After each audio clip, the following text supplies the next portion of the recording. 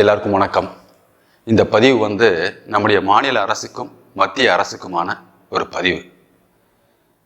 2 கை 2 கால், உடல் நல்லா இருக்கு, கண் பார்வை நல்லா இருக்கு, அதோடையே இருக்கிறவங்களுக்கே இன்றைய சூழல்ல வாழ்க்கையில வாழ்றது பல பேருக்கு எவ்வளோ சிரமமா இருக்குன்னு நினைக்கிங்க.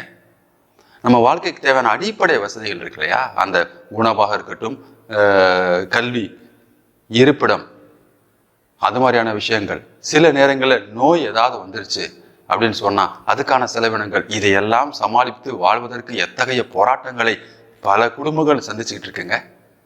இப்படிப்பட்ட சூழ்நிலையில கை கால் நடக்க முடியாத, கண் பார்வை திறன் குறைந்த அல்லது கண் பார்வையற்ற மாற்றுத்திறனாளிகளுடைய வாழ்க்கையை யோசிச்சு பார்க்குறோங்க. உண்மையிலே அவங்களாம் தன்னுடைய அடிப்படை தேவையை நிறைவேற்றுவதற்கு பொருளாதாரத்துக்கு எவ்வளவு கஷ்டப்படுவாங்க.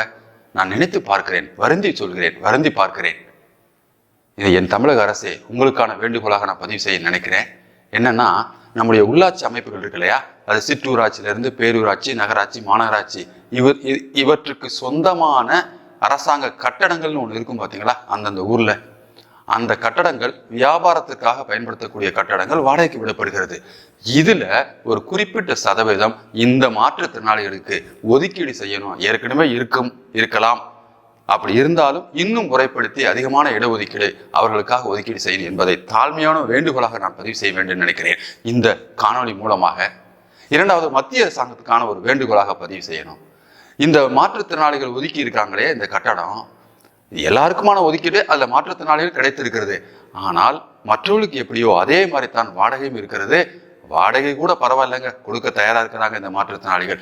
அந்த வாடகையோடு சேர்த்து ஜிஎஸ்டின்னு ஒன்று இருக்கு பார்த்தீங்களா, அந்த சுமை பெரும் சுமையாக இருக்கிறது ஐயா. உண்மையிலே சொல்கிறேன். ஒரு உதாரணத்துக்கு ஒரு கடை இருக்குங்க, ஒரு பேரூராட்சியில் ஒரு பஸ் ஸ்டாண்டு கிட்ட ஒரு கடை இருக்கு. அதுக்கு 43,000 ரூபா வருஷத்துக்கு ஒரு வாடகை. அதுக்கு ஜிஎஸ்டி ஒரு 7,500 ரூபா போட்டு 52 ரூபா 53 ரூபா கட்ட வேண்டிய சூழல் வருது. மிக கடினம்.